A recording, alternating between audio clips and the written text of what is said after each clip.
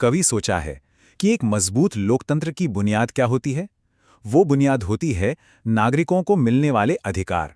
तो आज हम भारत के संविधान के उन्हीं 6 स्तंभों पर बात करने वाले हैं, जिन पर हमारे लोकतंत्र की पूरी इमारत टिकी हुई है। और देखिए, ये सिर्फ किताबी बातें नहीं हैं।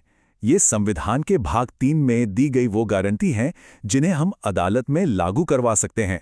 ये एक तरह का वादा है कि हर नागरिक सम्मान और आज़ादी के साथ जी पाएगा।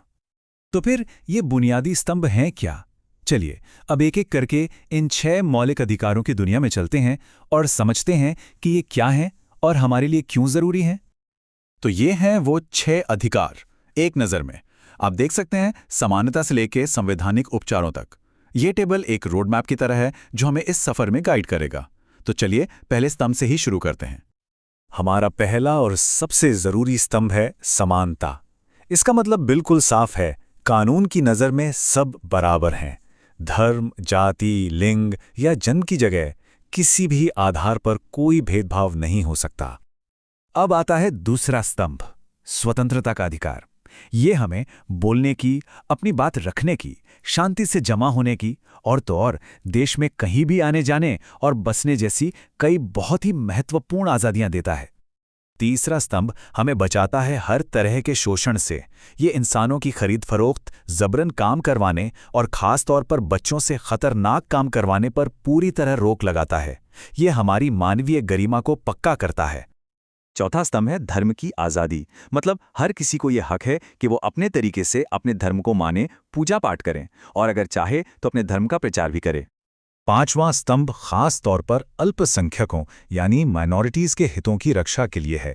ये उन्हें अपनी भाषा, अपनी लिपि और अपनी संस्कृति को बचाने और अपने एजुकेशनल इंस्टीट्यूशंस खोलने का पूरा अधिकार देता है। और अब आता है छठा और आखिरी स्तंभ। ये अधिकार बहुत ही खास है।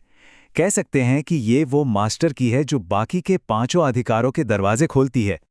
अब एक पल के लिए जरा सोचते हैं, अधिकार तो दे दिए गए, लेकिन अगर कोई उन्हें हमसे छीनने की कोशिश करे तो क्या होगा?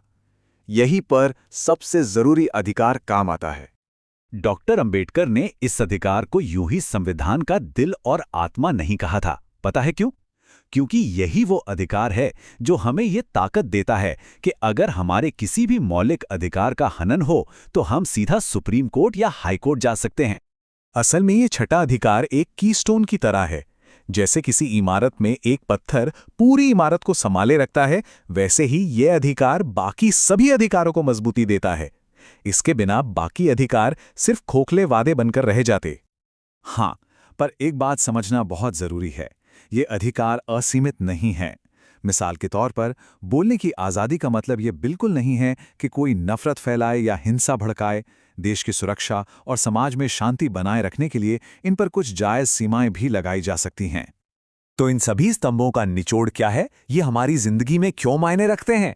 चलिए अब समझते हैं कि ये सब मिलकर हमारी आज़ादी का ब्लूप्रिंट कैसे तैयार करते हैं।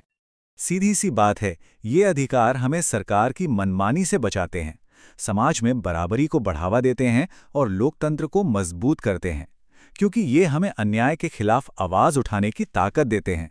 ये एक अच्छे और इंसाफ पसंद समाज की नींव है। तो अब सवाल ये उठता है कि अगर ये अधिकार हमारे लोकतंत्र के स्तंभ हैं, तो इन स्तंभों को मजबूती से खड़ा रखने की जिम्मेदारी आखिर है किसकी? क्या सिर्फ अदालतों की या फिर हम में से हर एक नागरिक की भी? इस पर सोचिएगा जरूर।